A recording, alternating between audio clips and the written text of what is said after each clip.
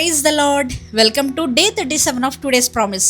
ఈరోజు ఈ ఎపిసోడ్లో దేవుడు మీతో మాట్లాడుతున్న మాట ఏంటి అంటే, మీరు చేస్తున్నవి మంచి పనులు అయి ఉండొచ్చు, ఎంతో గొప్ప క్రియలు చేస్తూ ఉండొచ్చు, కానీ అవన్నీ దేవుడికి ఇష్టమైనవా? ఒకసారి మనల్ని మనం పరీక్షించుకుందామా? ఈరోజు దేవుడు మీతో మాట్లాడమంటుంది, చెప్పమంటుంది ఒకటే.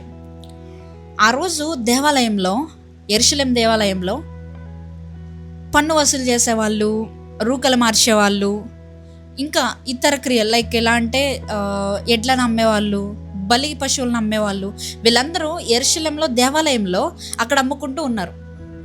అసలు అక్కడ అమ్మినందుకు యేసయ్య ఎందుకు వెళ్ళి వాళ్ళందరినీ తరిమికొట్టాడు? యేసయ్య ఎందుకు మీరందరూ నా తండ్రి గృహాన్ని దొంగల గృహం వలె చేస్తున్నారని తిట్టాడు? ఒకసారి మనం వెనక్కి వెళ్ళి పరీక్షించుకుంటే యేసయ్య దేనికి రీజన్ లేకుండా మాట్లాడు కదా. ఒకసారి మనం వెనక్కి వెళ్దామా? ఆ కాలంలో యెరూషలేము దేవాలయం నుండి ఒక గొర్రె పశువుని అక్కడి నుంచి కొనుక్కోవాలంటే చాలా దూరం ఉంటుంది. ఒక సాధారణమైన మనిషి దేవాలయంకి వచ్చినప్పుడు కొంతమంది బలిని ఇవ్వడానికి వస్తారు, కొంతమంది బలి ఇవ్వడానికి రారు. దేవాలయంకి వెళ్ళి ప్రార్థన చేసుకొని వచ్చేద్దామనే ఆ పర్స్పెక్టివ్లో ఉంటారు.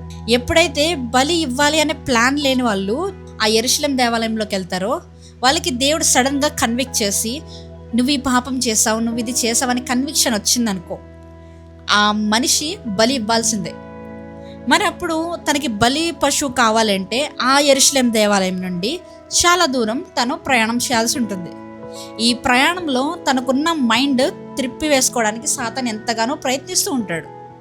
కనుకనే ఏం చేశారంటే ఈ మనుషులందరూ కలిపి, సరే అంత దూరం వెళ్ళటం ఎందుకు, అక్కడి నుంచి డైరెక్ట్గా ఈ యెరూషలేము దేవాలయంలోనే పెట్టేద్దాం. అందుకే మనకి అక్కడ చాలామంది బలి పశువులు అమ్మేవాళ్ళు, లేదంటే కనుక గొర్రెలు, ఎడ్లు అక్కడ అమ్మేవాళ్ళు కనిపిస్తూ ఉంటారు. ఇది ఒక సీన్ అయితే, రాను అదేమైపోయిందంటే, మనం బయట మార్కెట్లోకి వెళ్ళి కొనుక్కుంటే ఒక 50 రూపీస్ ఉందనుకోండి, ఒక బలి పశువు ఎగ్జాంపుల్గా చెప్తున్నా, 50 రూపాయలు ఉన్నాయనుకోండి, ఈ యెరూషలేము దేవాలయంలో 100 రూపాయలకి అమ్ముతున్నారు. అంటే డబుల్ ఆఫ్ ద ప్రైస్. దీనివల్ల ఎవరికి ఉపయోగం? అమ్మేవాడికే కదా. సో యేసయ్య చూశాడు. సో వాళ్ళ కోసం ఒక కొరడా సిద్ధం చేసుకున్నాడు. తన చేతులతో తానే వెళ్ళాడు, మొత్తం అందరినీ చెదరగొట్టాడు. నిజం చెప్పాలంటే వాళ్ళ ఇంటెన్షన్ కరెక్టే. ఒక మనిషి అక్కడ బలి ఇవ్వడానికి బలి పశువు లేనప్పుడు దూరం వెళ్ళి ప్రయాణం చేయాల్సి వస్తుంది కదా. మరి ఈలోపు సాతాను ఒకవేళ దొంగలిస్తే తనకే కదా.